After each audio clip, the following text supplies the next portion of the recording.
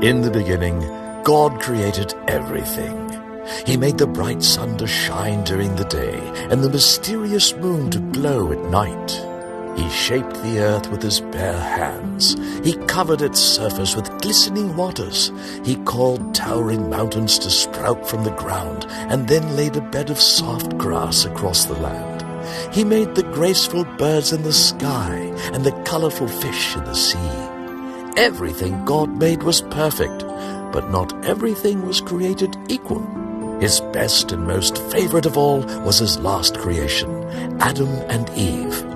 And because God loved them so much, he made a special home just for them, a place called the Garden of Eden. Everything on earth was perfect, but perfection wouldn't last forever. As they were walking together in the garden one evening, God said to Adam, "Do you see all of these trees in the garden? I made them just for you.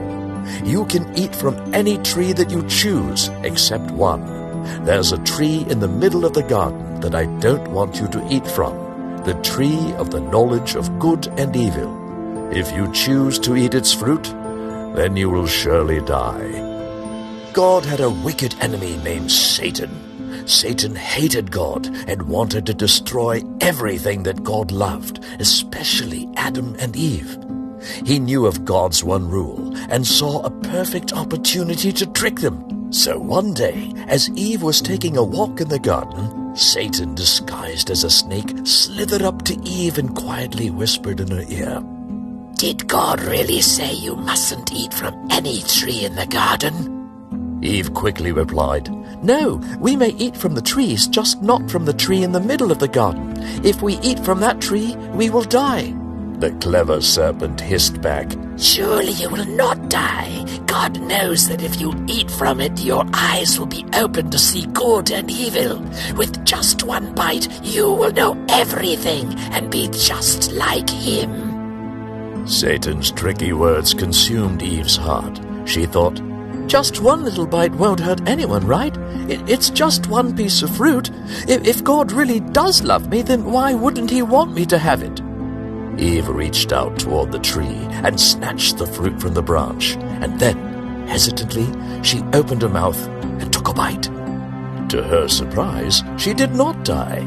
In fact, the fruit was good to taste, so she took it to her husband. Adam knew in his heart he should not do it, but he chose to disobey God, and he ate the forbidden fruit.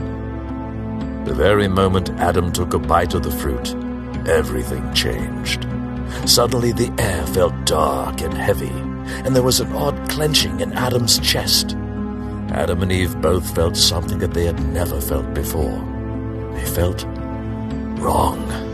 They knew that they had just sinned against God, and for the first time in their lives they were afraid. Afraid of what would happen next, and worst of all, they were afraid of God.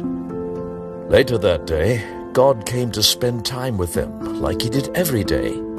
When he didn't find them, he cried out, "Adam, where are you?" Adam nervously replied, "We heard you coming and we got scared, so we hid in the bushes." God knew exactly what had happened, so he asked, "Adam, have you eaten from the tree I told you not to eat from?" Adam cried out, "It was her," pointing his finger at Eve. She made me do it." God turned to Eve. "What is this that you have done, Eve?" She replied, The snake made me do it." God's heart was broken. He knew that his perfect creation was no longer perfect. He knew they would feel hurt, they would feel fear, and eventually they would even die.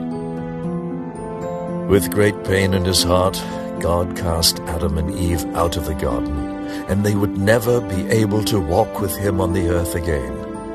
When Adam disobeyed God, he brought sin into the world. Along with sin came fear, sadness, pain, sickness, and ultimately death. But that's not the end of the story. Thankfully, God had a plan to fix the awful mess that Adam had made.